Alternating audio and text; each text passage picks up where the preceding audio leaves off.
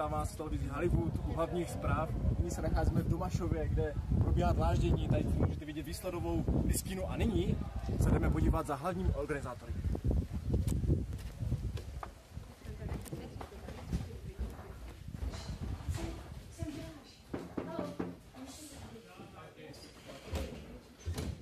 A schovají se před námi, tak to zkusíme to ještě jednou.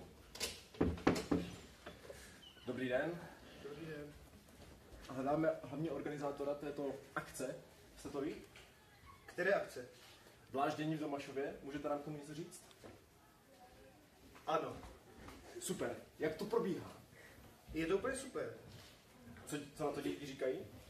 No, děti, které se přišly objednat, abychom je nadržovali, tak to jim vychází, jako, takže všechno v pohodě vlastně.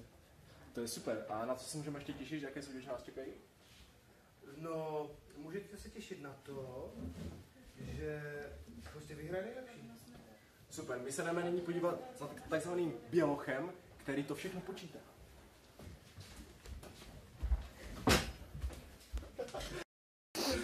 Mistře Bělochu, prosím vás. Pánové, mluvám se, musím počítat, musím počítat.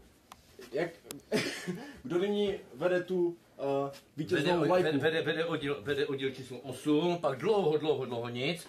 A potom 14, ale prostě já opravdu nemám čas, počítám. Tak Běloch počítá, necháme ho pracovat a nyní se jdeme podívat za některými z vedoucích. Klapka poprvé.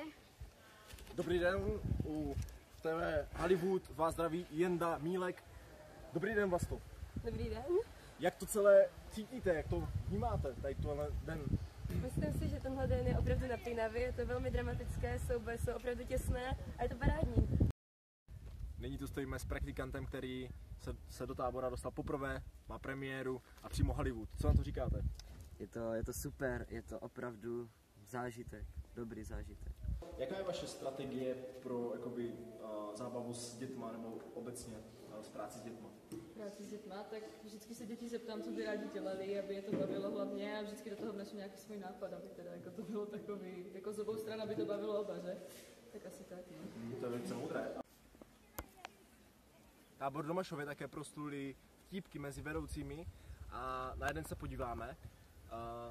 Stalo se to Cirdovi, který má zálibu v hraní si s telefony, kdy přenastavuje nastavení a tak jsme Cirdovi, dejme tomu, zabavili kolo a počkáme, co s ním uděláme. Tak.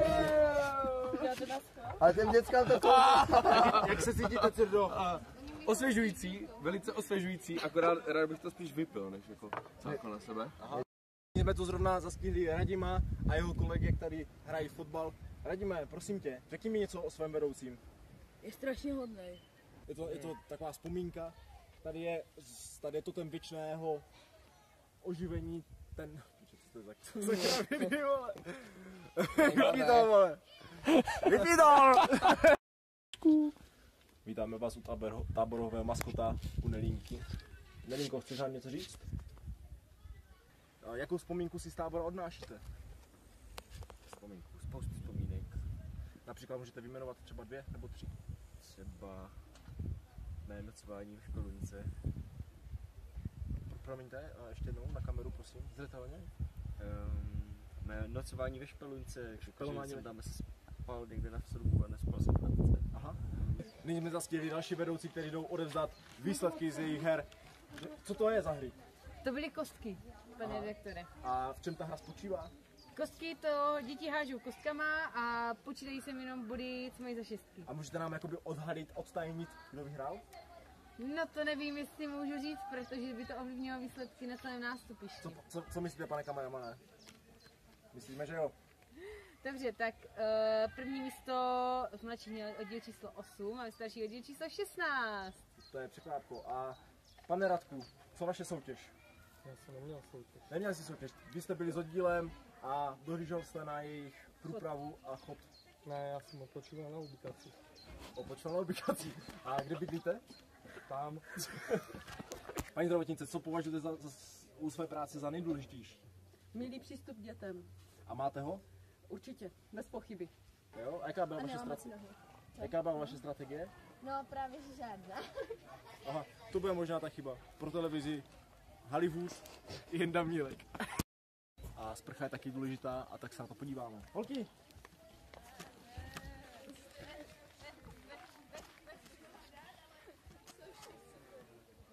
Jaká byla sprcha? Paráda, úplně nejlepší. Sandra je tady prvním rokem, to znamená, jak se cítíte v roli praktikantky? Cítím se velice vytížená, protože je to s dětmi náročné, ale je to úžasné. Pokud se ptáte na náplň vedoucích a praktikantů, pojďme se podívat. Tohle musí celý den dělat. Snajpře, jak se o tom cítíš? To snažím se, aby všichni vedoucí měli kvalitní zázemí, aby mohli pracovat a podávat výkony, aby se ty děti tady cítili dobře.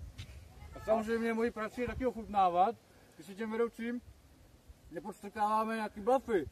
No a mají to dobrý. To byl Sniper a ještě Hejdas, jako hlavní lopata. Co nám tomu můžete říct? Co právě děláte? Na mě teď nemluv. Teď se můžeme podívat na hod granátem, řekněme.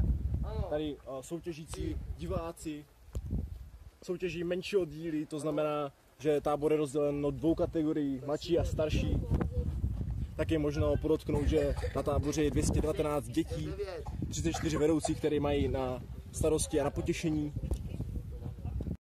Chlapka po druhé. Dobrý den, pro televizi Hollywood, Jenda Mílek. Nyní tady sedím s paní Leou. Leo, jak to hodnotíte dneska? Je to velice záživný den, plný sluníčka. Jak se tento tábor proměnil za tu dobu, co tady jezdíte? On se mění pokaždé, když sem jedeme. Ten se změní do takových nepřehledných dimenzí, že to prostě je úžasné. Nyní jsme součástí přípravy na hru Ocasovka a pojďme se podívat, jak to probíhá.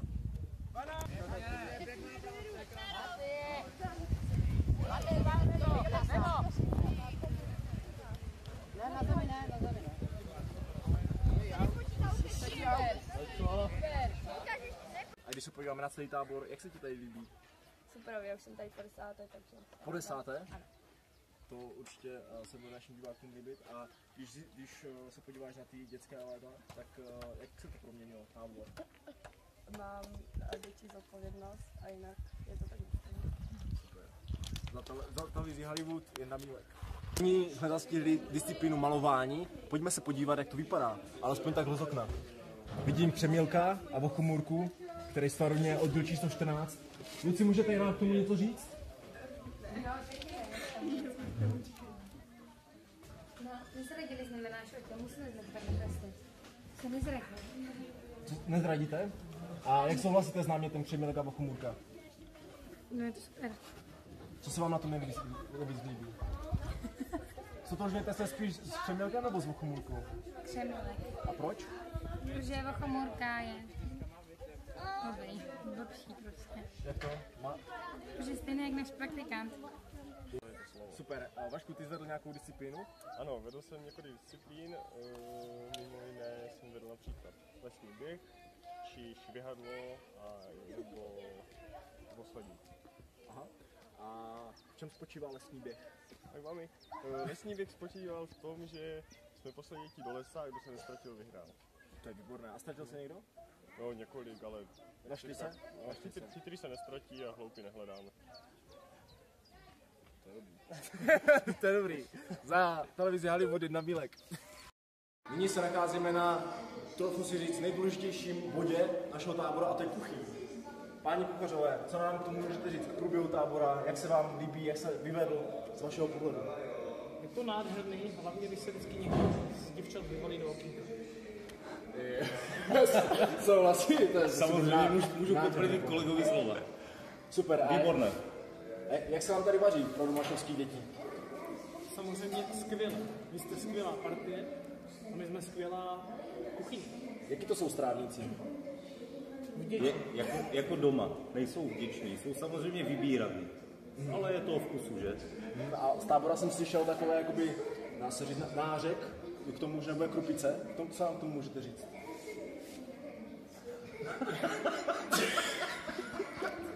Jak se to líbilo vašim dětem?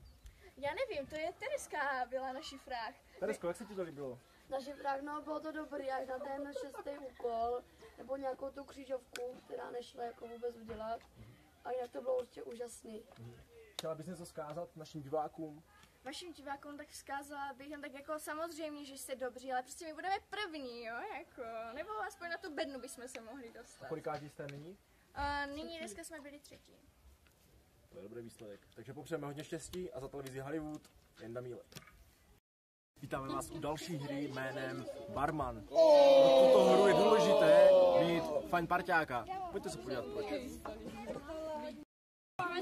Může být? Jak se cítíte? Ruce za záda. Jak se cítíte, Eliško? Zatím... Jdeme na 5? Jdeme na 5? Vlhce. Ne, musíme říct ne, ještě to netoč. Milá Kájo, na co nechci zapomenout? Jak Kájo? Kristý, to je Kristý. Ale něco stejného. Ne. Ale ty vyvoleně poznají. Nyní se nacházíme u Codyho fotky a nyní nám Cody utíká, musím ho zaskinout. Cody! Běžte za ním, chyťte ho! Hodnotíte průběh celého tábora? Ještě teda plujeme, jsem ale zatím nadšenej z dětí, jsem nadšenej prostě z toho, jak režiséři a producenti prostě vedou své štáby a pevně doufám, že ten pocit mi vydrží do pozítřejšího odjezdu. A můžete vypíchnout nějaké situace, které vám zůstanou? Třeba oko nebo situace. Vypíchnout těch záležitostí nebo těch situací na táboře je spousta. Teďka bych nerad ochudil nějakou, nebo nerad bych zapomněl na nějakou, takže vypíchl bych třeba bych vypíchl to, jak se všechny oddíly postavili k natáčení našeho společného videoklipu a to beru prostě jako věc, která s námi půjde velmi dlouho a jsem na to náležitě pyšný. Super, já děkuju Codymu, hlavnímu vedoucímu tábora Domašov, za TV Hollywood Jenda Mílek. Aldo, jak se ti na táboře líbí? Řekl bych, že to je jeden z nejlepších táborů, na kterým jsem byl. Nejlepší, co v podstatě znám. A čím je nejlepší? Nejlepší je hry, jsou tu nejlepší hry, jsou tu nejlepší vedoucí, jídla, všechno možné. A mohl bys vypíchnout konkrétní situaci, informaci nebo činnost, nebo náplň dne, nebo cokoliv, na co budeš rád vzpomínat? Tak nejradši vzpomínám na celotáborovky, protože děcka se přitom zasoutěží, rozvíjí to nějakého toho ducha a dá se přitom i skamarádit. Super, to byl Aleš. Mohla byste pozdravit naše diváky, co byste jim vzkázala? Tak zdravím všechny diváky, kteří se dívají. Vzkázat bych jim asi chtěla jen to, že do Domašova by měli jezdit a jsou tady určitě vítáni a když mohou, tak proč ne? Super, děkuju Sandře, za televizi Hollywood Honza Mílek.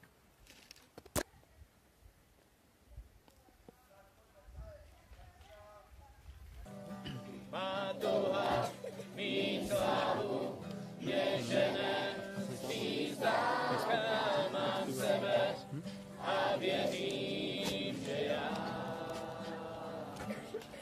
jsem pravý, kdo získá les zlata a nebe, ač chudý, já doufám, že mám svůj plán nový sál, co září na plakát natisknou svou tvář. Pro náš sen zpívá snad jeden den, chci být vidět v každém kině, ať mě znají, rádi mají mou show. Holky. Jsem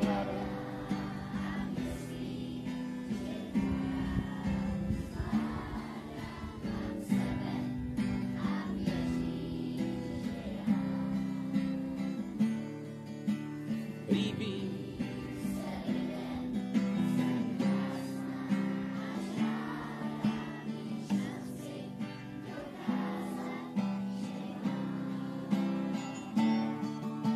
Svůj plán nový sál, co září na plakát natisknout svou tvář.